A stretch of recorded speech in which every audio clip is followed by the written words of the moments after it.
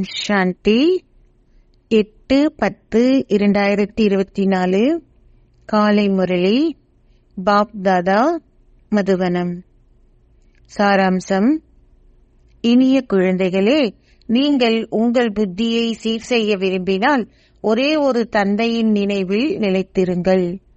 நினைவின் மூலம் மாத்திரமே ஆத்மாக்களாகிய நீங்கள் தொடர்ந்தும் தூய்மையானவர்களாகவும் சுத்தமானவர்களாகவும் ஆகுகின்றீர்கள். கேள்வி: தற்பொழுது மக்கள் எவ்வாறு தங்கள் நேரத்தையும் பணத்தையும் வீணாக்குகிறார்கள்? பதில்: ஆத்மா ஒருவர் தனது சரீரத்தை விட்டு செல்லும் பொழுது பெருமளவு பணம் போன்றவற்றை அவர்கள் அவருக்காக செலவிடுகின்றார்கள். ஒரு ஆத்மா தனது சரீரத்தை விட்டு சென்றதும் அச்சரீரத்திற்கு எந்த பெறுமதியும் இல்லை. இதனாலேயே அவர்கள் அந்நபருக்காக எதனை செய்தாலும் அது அவர்கள் தங்கள் பணத்தையும் நேரத்தையும் வீணாக்குவதாக மாத்திரமே இருக்கும். ஓம் சாந்தி. ஆன்மீக தந்தை இங்கிருந்து ஆன்மீக குழந்தைகளுக்கு விளங்கப்படுத்துகின்றார். பேசுவது தந்தையாகவோ அல்லது தாதாவாகவோ இருக்கட்டும், இவரும் பிரம்மாவும் அதையே கூறுகின்றார். ஆன்மீக தந்தை கடந்த காலம், நிகழ்காலம், எதிர்காலம் பற்றிய இந்த ஞானத்தை குழந்தைகளாகிய உங்களுக்கு கூறுகின்றார் என்றே தாதாவும் கூறுவார். உண்மையில் சத்திய யுகத்திலிருந்து திரேதாயுக இறுதி வரை என்ன நிகழ்ந்தது என்பதே பிரதான விடயமாகும். இல்லாவிட்டால் தோபர யுகத்திலும் கலியுகத்திலும் என்ன நிகழ்ந்தது, யார் வந்தார்கள் போன்ற அதிக வரலாறு புவியலும் உள்ளன. சத்திய திரேதா யுகங்களில் என்ன நிகழ்ந்தது என்பது பற்றிய வரலாறோ புவியலோ இல்லை. ஆனால் ஏனைய அனைத்தினதும் வரலாறும் புவியலும் உள்ளன. நூறாயிரக்கணக்கான வருடங்களுக்கு முன்னர் தேவர்கள் வாழ்ந்தார்கள் என்றும் அவர்கள் காட்டியுள்ளார்கள். அது எல்லையற்ற விவேகமின்மை ஆகும். நீங்களும் எல்லையற்ற வகையில் விவேகமற்றவர்களாக இருந்தீர்கள். நீங்கள் இப்பொழுது ஒரு சொற்ப அளவை புரிந்து கொள்கின்றீர்கள். உங்களில் சிலர் இப்போதும் எதனையும் புரிந்து கொள்வதில்லை. அதிக அளவு புரிந்து கொள்ளப்பட வேண்டி உள்ளது. அபுவின் புகழை பற்றி தந்தை உங்களுக்கு விளங்கப்படுத்தியுள்ளார். நீங்கள் இதனை பற்றி சிந்திக்க வேண்டும். நீங்கள் இங்கே அமர்ந்திருக்கும் வேளையில் உங்களது புத்தியில் புக வேண்டும். உங்கள் ஞாபகார்த்தமான தில்வாலா ஆலயம் எப்போது உருவாக்கப்பட்டது? எத்தனை வருடங்களுக்கு பின் அது உருவாக்கப்பட்டது? 1250 வருடங்களுக்கு முன்பு அது கட்டப்பட்டது என அவர்கள் கூறுகின்றார்கள். எனவே இன்னும் எத்தனை வருடங்கள் மீதமுள்ளன? 3750 வருடங்கள் மீதமுள்ளன. எனவே அவர்கள் தற்காலத்தின் ஞாபகார்த்தத்தையும் சொர்க்கத்தின் ஞாபகார்த்தத்தையும் உருவாக்கியுள்ளார்கள். ஆலயங்களுக்கு இடையேயும் போட்டி நிலவுகின்றது. அவர்கள் ஒன்றை விட சிறப்பானதாக மற்றைய ஆலயத்தை கட்டினார்கள். இப்போது அதனை கட்டுவதற்கேனும் அவர்களிடம் பணம் இல்லை. பெருமளவு பணம் இருந்ததாலேயே அவர்கள் சோமநாதருக்கு அவ்வளவு பெரிய ஆலயத்தை கட்டினார்கள். அவர்களால் இப்போது அதனை கட்ட முடியாது. ஆக்ரா போன்ற இடங்களில் அவர்கள் தொடர்ந்தும் அவற்றை கட்டினாலும் அவை அனைத்தும் எந்த பயனும் அற்றவை. மனிதர்கள் இருளில் இருக்கிறார்கள். அவர்கள் அதனை கட்டி முடிப்பதற்கு முன்னரே விநாசம் ஏற்பட்டுவிடும். எவரும் இவ்விடயங்களை அறியார். அவர்கள் தொடர்ந்து முழுமையாக அழித்து மீண்டும் கட்டுகின்றார்கள். அவர்கள் தொடர்ந்தும் தேவையின்றி பணத்தை பெறுகின்றார்கள். அவை அனைத்தும் தொடர்ந்தும் வீணாக்கப்படுகின்றது. அது நேர விரயமும் பண விரயமும் சக்தி விரயமுமே ஆகும். ஒருவர் மரணிக்கும் போது அவர்கள் அதிக அளவு நேரத்தை வீணாக்குகிறார்கள். நாங்கள் எதனையும் செய்வதில்லை. ஆத்மா சரீரத்தை நீக்கிச் செல்கின்றார். எனவே அந்த தோலினால் சரீரத்தினால் என்ன பயன் உள்ளது? ஒரு பாம்பு அதனது தோலை நீக்கும்போது அதற்கு ஏதேனும் பெறுமதி உள்ளதா? எதுவுமே இல்லை. பக்தி மார்க்கத்தில் அவர்கள் தோலிற்கு பெறுமதியை கொடுக்கின்றார்கள். அவர்கள் உயிரற்ற சிலைகளை பெருமளவிற்கு வழிபடுகின்றார்கள். எவ்வாறாயினும் அவர்கள் எப்போது எவ்வாறு வந்தார்கள் என்பதை அவர்கள் அறிய மாட்டார்கள். அது தீய சக்திகளின் வழிபாடு என அழைக்கப்படுகின்றது. அவர்கள் தொடர்ந்தும் 5 தத்துவங்களை வழிபடுகின்றார்கள். உதாரணத்துக்கு சற்று சிந்தியுங்கள். லட்சுமியும் நாராயணனும் சத்தியுகத்தை ஆட்சி செய்தார்கள். அவர்கள் 150 வருட ஆயுட்காலத்தை பூர்த்தி செய்த பின்னர் தங்கள் சரீரங்களை நீக்கிச் சென்றார்கள். அவ்வளவுதான். பின்னர் சரீரங்களினால் எந்த பயனும் இருக்கவில்லை. அங்கு அது என்ன பெறுமதியை கொண்டிருக்கும்? ஆத்மா சரீரத்தை நீக்கிச் செல்வார். சரீரம் சுடலையாண்டியிடம் கையளிக்கப்பட்டு அவர்கள் அதனை சம்பிரதாயங்களுக்கு ஏற்ப எரித்து விடுவார்கள். அங்கே அவர்கள் பெயர் ஒன்றினை சம்பாதிப்பதற்காக அந்த சாம்பலை எடுத்து எல்லா இடங்களிலும் தூவ மாட்டார்கள். அவர்கள் அவ்வாறு செய்ய மாட்டார்கள். இங்கே அவர்கள் அதனை அதிக அளவு செய்கின்றார்கள். அவர்கள் பிராமண பூசாரிக்கு உணவளிப்பதுடன் ஏனைய பல விடயங்களையும் செய்கின்றார்கள். இவை எதுவும் அங்கே நடைபெறாது. சரீரங்களினால் எந்த பயனும் இல்லை. அவர்கள் சரீரத்தை எரித்து விடுவார்கள். அவர்களின் உருவங்கள் மாத்திரமே எஞ்சியிருக்கும். அதுவும் மிகச் சரியான உருவமாக இருக்க முடியாது. ஆதி தேவரின் இந்த கற்சிலையும் கூட மிகச் சரியான உருவம் அல்ல. அவர்கள் வழிபாட்டை ஆரம்பித்த காலத்திலேயே கற்களினால் அவை உருவாக்கப்பட்டுள்ளன. நிஜமாக வாழ்ந்தவர் எரிக்கப்பட்டு முடிந்துவிட்டார். பின்னர் பக்தி மார்க்கத்தில் அவர்கள் அந்த உருவங்களை உருவாக்கினார்கள். நீங்கள் இந்த விடயங்களை பற்றியும் சிந்திக்க வேண்டும். நீங்கள் அபுவின் புகழை நன்றாகவே நிரூபிக்க வேண்டும். நீங்கள் இங்கே அமர்ந்துள்ளீர்கள். இங்கேயே தந்தை முழு உலகையும் நரகத்திலிருந்து சொர்க்கமாக மாற்றுகின்றார். எனவே இதுவே அனைத்திலும் அதி உயர்ந்த யாத்திரை ஸ்தலமாகும். இப்பொழுது அவர்கள் அந்த அளவு நம்பிக்கையை கொண்டிருப்பதில்லை. அவர்கள் ஒரே ஒரு சிவனிலேயே நம்பிக்கையை கொண்டிருக்கின்றார்கள். நீங்கள் செல்லும் இடமெல்லாம் நிச்சயமாக ஒரு சிவாலயமும் இருக்கும். அமர்நாத்தில் சிவனுக்கு ஒரு ஆலயம் உள்ளது. சங்கர் பார்வதிக்கு அமரத்துவ கதையை கூறினார் என அவர்கள் கூறுகின்றார்கள். அங்கே ஒரு சமய கதை என்ற கேள்விக்கே இடமில்லை. மக்களுக்கு விவேகமே இல்லை. நீங்கள் இப்பொழுது சிறிதளவு விவேகத்தினை கொண்டுள்ளீர்கள். ஆனால் முன்னர் நீங்கள் எதையேனும் அறிந்திருந்தீர்களா? பாபா இப்போது அபுவை பெருமளவிற்கு புகழ்கின்றார். அனைத்து யாத்திரைகளிலும் இதுவே உயர்ந்த யாத்திரையாகும். பாபா பெருமளவிற்கு விளங்கப்படுத்துகின்றார். ஆனால் இது விசேடமான அன்பிற்குரிய குழந்தைகளின் புத்தியிலும் பதிய வேண்டும். தற்பொழுது பெருமளவு சரீர உணவு காணப்படுகின்றது. அதிக அளவு ஞானம் தேவைப்படுகின்றது.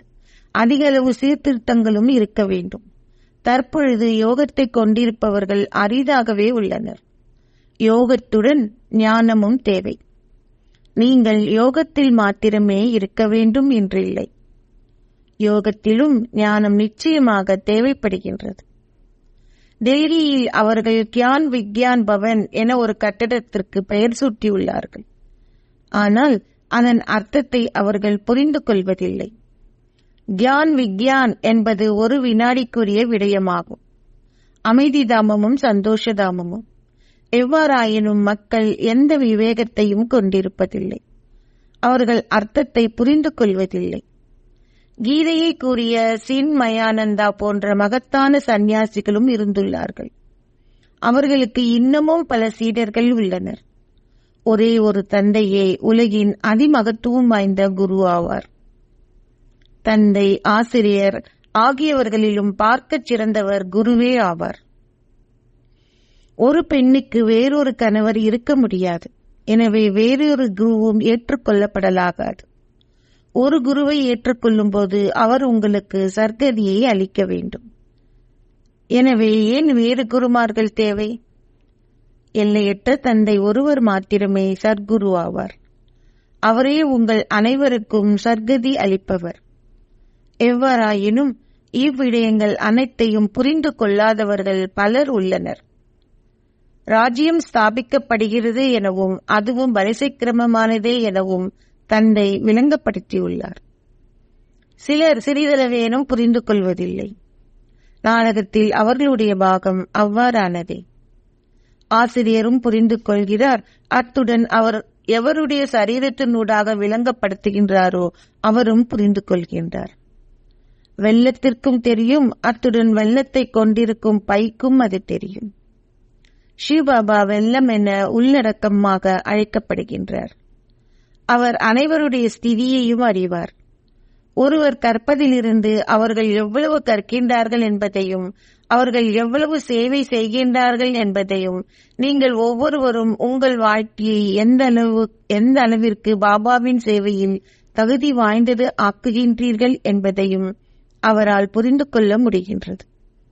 பிரம்மா தனது வீட்டையும் குடும்பத்தையும் துறந்ததால் மாத்திரமின்றி முயற்சி செய்ததாலுமே அவர் லட்சுமி நாராயணன் ஆக்கினார். பிரம்மா தனது வீட்டையும் குடும்பத்தையும் துறந்ததால் மாத்திரமன்றி முயற்சி செய்ததாலே அவர் லட்சுமி நாராயணன் ஆக்கினார். இந்த ஞானம் மிக மேன்மையானது. எவராவது தந்தைக்கு கீழ்ப்படிவில்லாதவராக இருந்தால் அவர் முழுமையாக கல்லாகி விடுகிறார். இது இந்திர சபை என பாபா விளங்கப்படுத்தியுள்ளார். சிவபாபா ஞான மழை பொழிகிறார். எவராவது அவருக்கு கீழ்ப்படியாது விட்டால் அவர் கல்லு புத்தி உடையவர் ஆகுகிறார் என சமய நூல்களில் குறிப்பிடப்பட்டுள்ளது. இதனாலேயே பாபா தொடர்ந்தும் அனைவருக்கும் எழுதுகிறார், உங்களுடன் எவராவது அழைத்து வருவதற்கு முன் எச்சரிக்கையாக இருங்கள். விகாரத்தில் ஈடுபடுகின்ற தூய்மையற்றவர் இங்கே வந்து அமர்வதாக இருக்கக்கூடாது. அச்சந்தர்ப்பத்தில் அவர்களை அழைத்து வரும் பிராமண ஆசிரியரே அதற்காக குற்றம் சாட்டப்படுவார். நீங்கள் அவ்வாறான எவரையும் இங்கே அழைத்து வரக்கூடாது. இது மிகப்பெரிய பொறுப்பாகும். தந்தை அதிமேன்மையானவர். அவர் உலக ஆட்சியை உங்களுக்கு கொடுப்பதால் நீங்கள் அவர் மீது அதிக அளவு மரியாதை கொண்டிருக்க வேண்டும். பலர் தங்களுடைய நண்பர்களையும் உறவினர்களையும் தொடர்ந்தும் நினைவு செய்கிறார்கள். அவர்கள் தந்தையின் நினைவினை கொண்டிருப்பதில்லை. அவர்கள் தொடர்ந்து உள்ளார மூச்சு திணறுகிறார்கள். தந்தை விளங்கப்படுத்துகின்றார், இது அசுர உலகம், தெய்வீக உலகம் இப்பொழுது உருவாக்கப்படுகிறது. இது எங்களுடைய லட்சியமும் குறிக்கோளும் ஆகும். நாங்கள் லட்சுமி நாராயணன் போல் ஆக வேண்டும். என்ன படங்கள் இருந்தாலும் அவை அனைத்தினதும் வரலாறு உங்களுக்கு தெரியும்.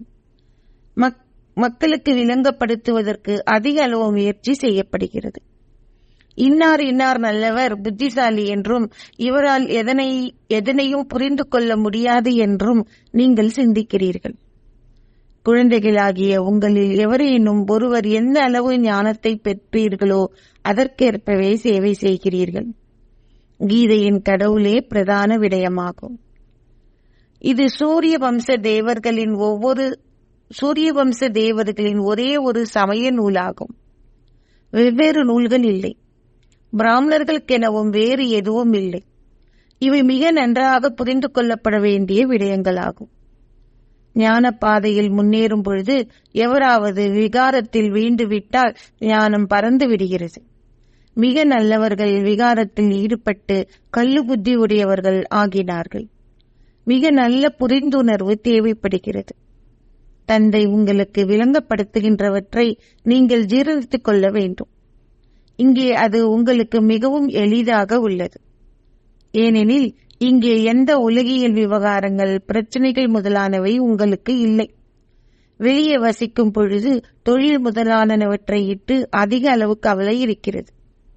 மாயை பல புயல்களை கொண்டு வருகிறார். இங்கே உலகியல் விவகாரங்கள் எதுவும் இல்லை. இங்கே எங்கும் ஏகாந்தம் நிலவுகின்றது. குழந்தைகளாகிய நீங்கள் முயற்சி செய்வதற்கு தந்தை தொடர்ந்தும் தூண்டுகிறார். இந்த பாபாவும் முயற்சியாளரே ஆவார். தந்தையே உங்களை முயற்சி செய்ய தூண்டுகிறார். நீங்கள் இவ்விடயத்தில் ஞானக்கடலை கடைய வேண்டும்.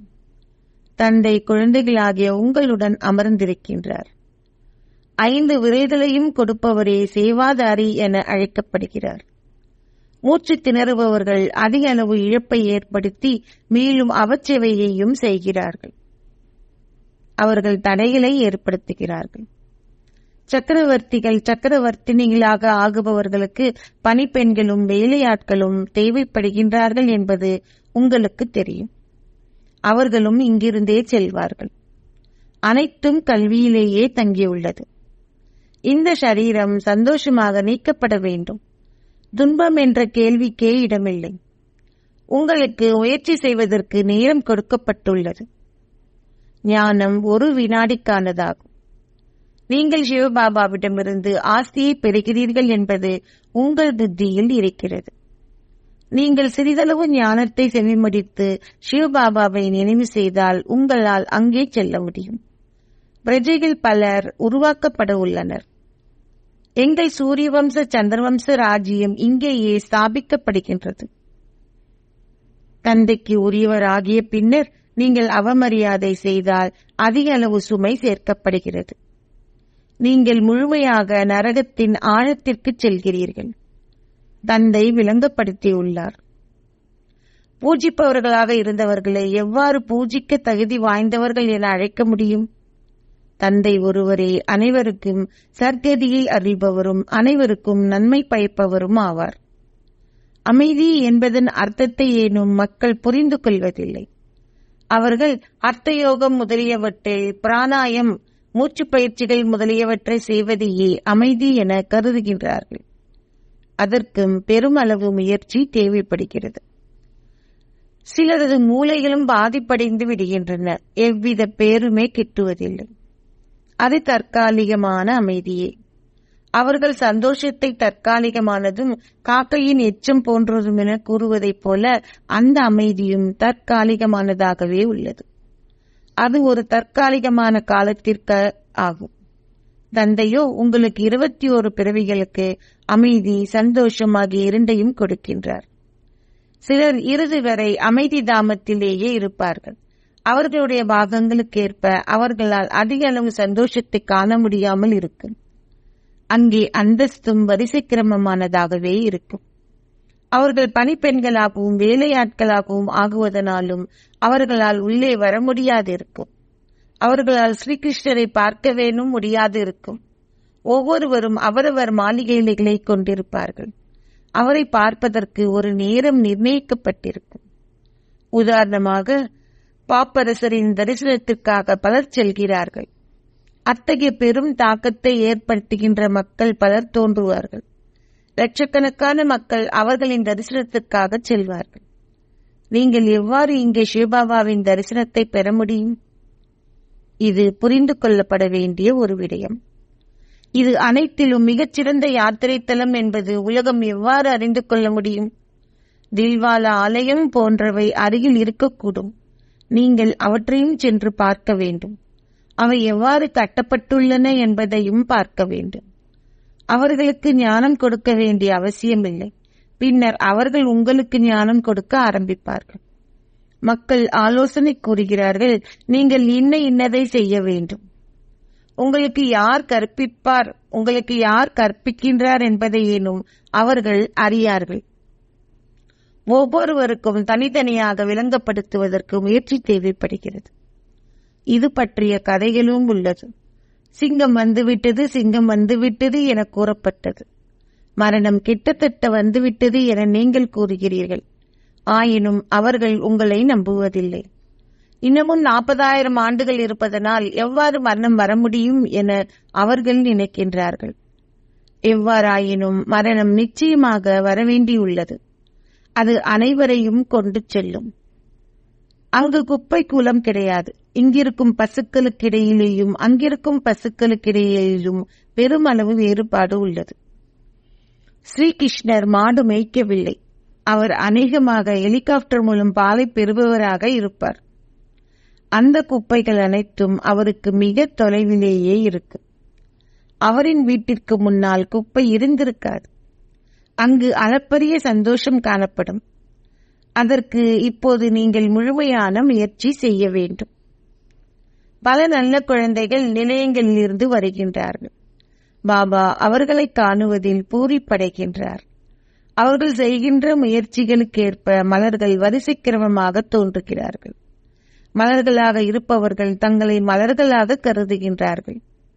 டெல்லியிலும் குழந்தைகள் இரவு பகலாக பெருமளவு சேவை செய்கின்றார்கள். ஞானமும் மிக மேன்மையானது. முன்னர் நீங்கள் எதையும் அறிந்திருக்கவில்லை. நீங்கள் இப்பொழுது பெருமளவு முயற்சி செய்ய வேண்டும். பாபா அனைத்து செய்திகளையும் பெறுகின்றார். அவர் சிலருடைய செய்திகளை கூறுகின்றார், ஆனால் சிலரின் செய்திகளை கூறுவதில்லை. ஏனெனில் பல தரமானவர்களும் துரோகிகள் ஆக்குகின்றார்கள். ஏனெனில் பல துரோகிகளும் இருக்கின்றார்கள். முதற் தரமானவர்களும் துரோகிகள் ஆகின்றார்கள். மூன்றாம் தரமானவர்களும் துரோகிகள் ஆகுகின்றார்கள். அவர்கள் சிறிதளவு ஞானத்தை பெற்று தங்களை சிவபாபாவின் பாபா என கருதி கொள்கின்றார்கள். தங்களுக்கு இந்த யார் ஞானத்தை கொடுத்தவர் என்ற எந்த ஒரு புரிந்துணர்வும் அவர்களுக்கு இல்லை. தங்களுக்கு யார் ஞானத்தை கொடுத்தவர் என்ற எந்த ஒரு புரிந்துணர்வும் அவர்களுக்கு இல்லை. அச்சா, நல்லது. இனிமையிலும் இனிமையான அன்பிற்குரிய எப்போதோ தொலைந்து இப்போது கண்டெடுக்கப்பட்டிருக்கும் குழந்தைகளுக்கு உங்கள் தாய் தந்தையாக இருக்கும் பாப்தாதாவின் அன்பும் நினைவுகளும் காலை வந்தனங்களும். ஆன்மீக தந்தை ஆன்மீக குழந்தைகளுக்கு நமஸ்தே சொல்கிறார். ஆன்மீக குழந்தைகள் ஆன்மீக தந்தைக்கு நமஸ்தே சொல்கின்றனர். தாரணைக்கான சாராம்சம் 1. உலக ராஜ்யத்தை உங்களுக்கு கொடுக்கின்ற தந்தை மீது நீங்கள் பெருமளவு மரியாதையை கொண்டிருக்க வேண்டும். தந்தையின் சேவையில் உங்கள் வாழ்க்கையை பெருமதி மிக்கதாக்குங்கள். கல்வியில் முழுமையான கவனம் செலுத்துங்கள். 2. தந்தையிடமிருந்து நீங்கள் பெறுகின்ற ஞானக்கடலை கரையுங்கள். ஒருபோதும் தடை ஆகாதீர்கள். ஒருபோதும் அவச்சேவை செய்யாதீர்கள். அகங்காரம் கொள்ளாதீர்கள். ஆசீர்வாதம். 4 பாடங்களிலும் நீங்கள் பெற வேண்டும் என தந்தை விரும்புகின்ற மதிப்பெண்களை பெற்று இதய சிம்மாசனத்தில் அமர்ந்திருப்பீர்களாக. 4 பாடங்களிலும் நீங்கள் பெற வேண்டும் என தந்தை விரும்புகின்ற மதிப்பெண்களை பெற்று இதய சிம்மாசனத்தில் அமர்ந்திருப்பீர்களாக.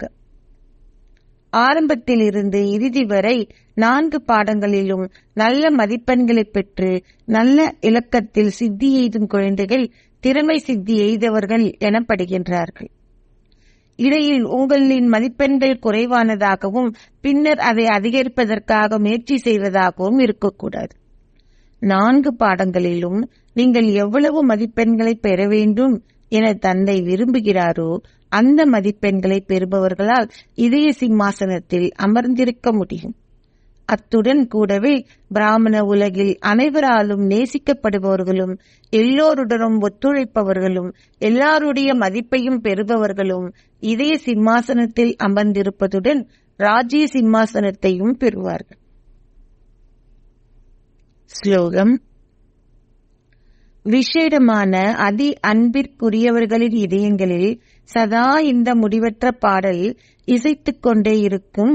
நான் தந்தைக்கு சொந்தமானவன், தந்தை எனக்கு சொந்தமானவர். விசேடமான அதி அன்பிற்குரியவர்களின் இதயங்களில் சதா இந்த முடிவற்ற பாடல் இசைத்துக் கொண்டே இருக்கும். நான் தந்தைக்கு சொந்தமானவன், தந்தை எனக்கு சொந்தமானவர். ஓம் சாந்தி.